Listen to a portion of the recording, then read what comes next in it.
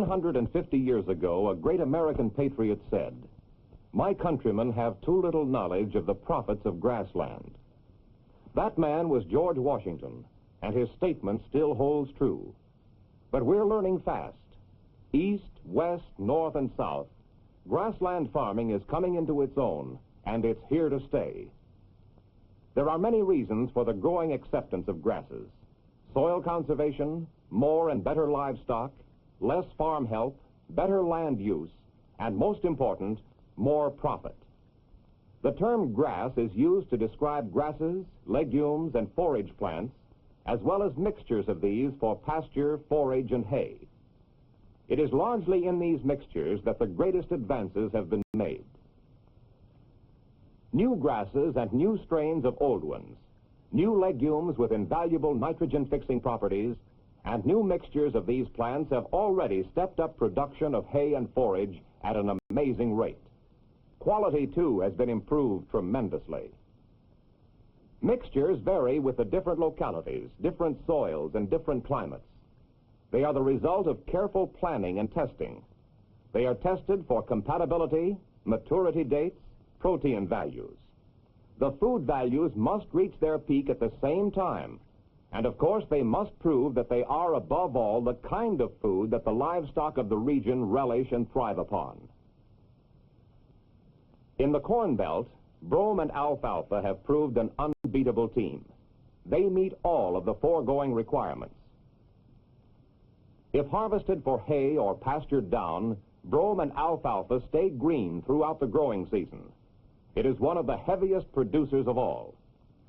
High in protein and highly palatable, both plants have exceptionally heavy root systems, and they go down deep into the subsoil for moisture and nutrients. Ladino clover is now being used as a third ingredient of this mixture with excellent results. In the southeast, where year-round pasturage is a reality, crimson clovers, white clovers, new varieties of fescues, Dallas grass, Lespedizas, Ladino clover, Bahia grass, and Bermudas, as well as early cut small grains, all fit into the pattern that provides forage and hay and soil rebuilding at the same time. In the northeast, orchard grass, timothy, brome, bluegrass, and approved varieties of tall fescues mix with bird's foot trefoil, Ladino, white clover, red clover, or alfalfa to provide better forage than the original range. Here, too, sweet clovers and annual grasses have found a place. Sudan grass, for example, matures in late August when dry times may be expected. In the areas of high rainfall in the northwest, we find that most of these same mixtures are grown for forage and hay. In addition, several new mixtures are being grown: crested wheatgrass and alfalfa, bird's foot trefoil, tall fescue, burr clover, subterranean clovers, Ladino and crimson clovers, and many other forage and hay mixtures. This area also produces excellent pure and unmixed seed crops of most of these plants. In this same northwest, the dry land areas grow a combination of crested wheatgrass, brome, and alfalfa to produce excellent forage and improve the stands of native short grasses. In these areas, sweet clover and Sudan also provide forage during the dry season. Even on the rangelands of the southwest, stockmen have discovered that the new grasses mixed with native short varieties make more and better forage, and new legumes are beginning to find a place in even dry areas. Sudan grass, together with the annual sorghums, provide pasture and forage in the most difficult growing periods. There is seemingly no end to the mixtures that are proving their worth in providing excellent forage while building the soil over our entire agricultural empire. Stock of all kinds thrive on grass, and the perfect setup for the stock raiser is year-round pasture where the stock harvests the crop. Unfortunately, this is not always possible, and even in the southern states, drought may dry up the feed in the peak of summer, and rough cold weather may make supplementary feeding necessary in midwinter. Storage of extra feed against either drought or freeze is cheap insurance.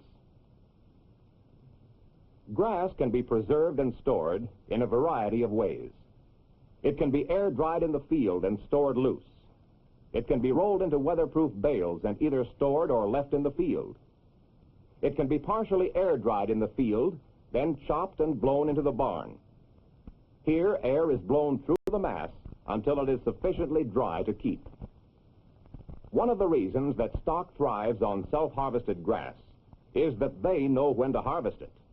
They will invariably eat the best in the field, the grass that has the highest food value. Here again, the stock is a better judge than the stockman, who all too often may have the mistaken idea that hay is only hay and that a mature crop provides a larger yield. This is, of course, true so far as bulk is concerned. But when we consider food values, we find that the proteins, the keratin, the vitamins, the items that really make hay a complete stock food are greatly reduced when the plant matures to the point of woodiness. The lesson in this, of course, is that good forage must be eaten or stored at precisely the right time.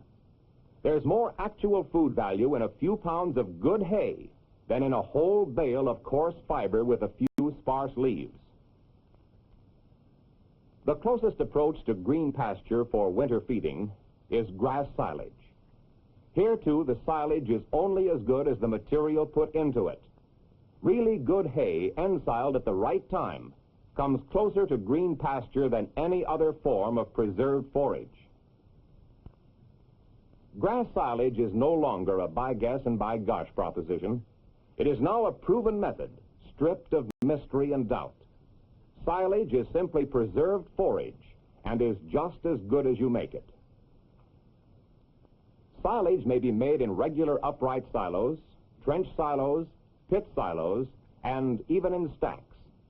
No matter what method is used, the one important thing to remember is that ensiling will not put back into the crop quality that has been lost by allowing the forage to get old and woody.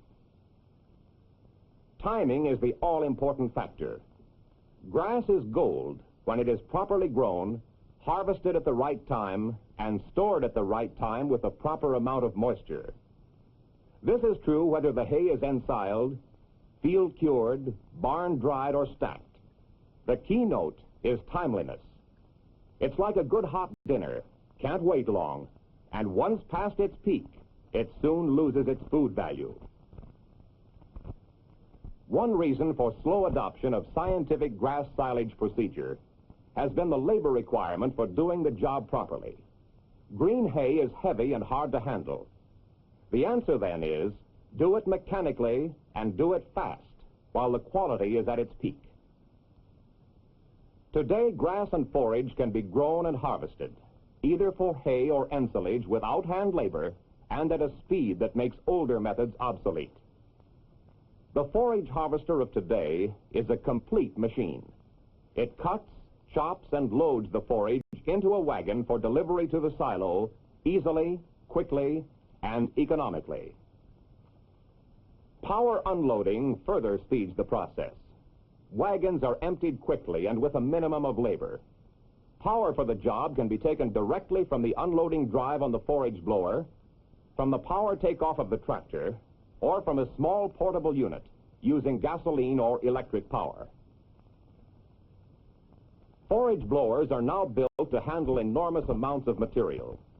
Feeders or apron carriers fold up so that a wagon can drive by directly in line with the feeder and unload over the whole width of the wagon.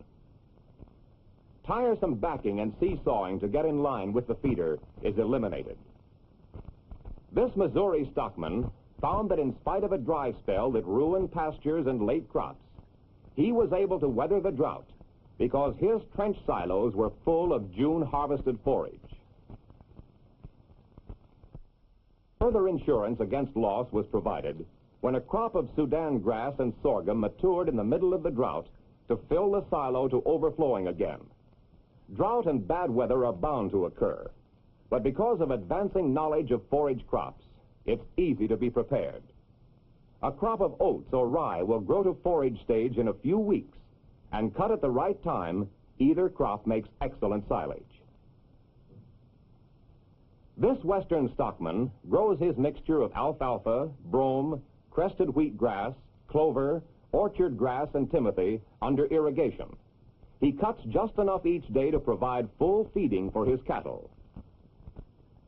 He hauls it to the feeding racks and unloads by power. Stockmen like this one claim the stock do better and that more actual feed is utilized than when pastured off, because using this system, there is a fresh strip maturing every day. Then, when the weather is bad or during winter rains, stock silos provide feed when the fields are too wet for hauling. This North Dakota stockman stores forage in a trench silo above ground. It's a simple and economical method adaptable to many farms and ranges. This Wisconsin dairyman filled his tall silos and made stack silos to handle the surplus, feeding the stacks out first.